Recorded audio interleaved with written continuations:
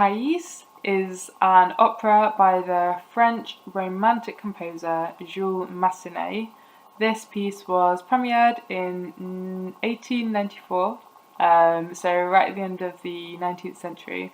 So a really interesting time of music to be listening to in terms of ideals, in terms of art and culture and values in Europe at the turn of the century.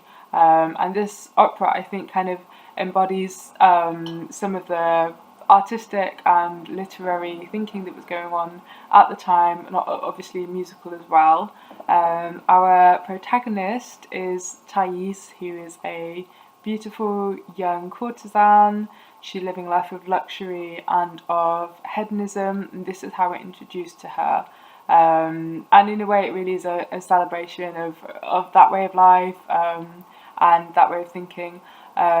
This opera is actually set in Egypt, so I think it probably felt quite exotic to the listeners at the time as well.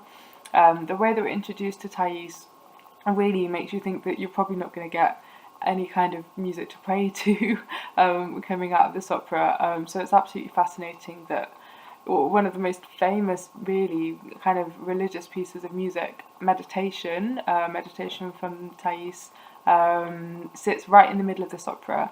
And this is the moment when Thais, our protagonist, she has a moment and she begins to contemplate her relationship with God.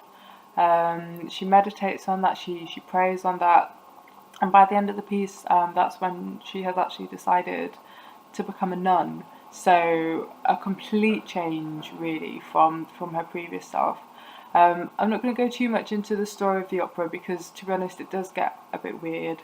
But I don't think that's really the point. The point is, in this moment, here is the young girl meditating and really turning her life around. It's a really beautiful thing to listen to. Musically, the soundscape for this piece of music is so beautiful. It's got an almost dreamy quality to it. I mean, I think a lot of French romantic music does that really well, actually, but this in particular, it's well known for being really just a gorgeous piece of music.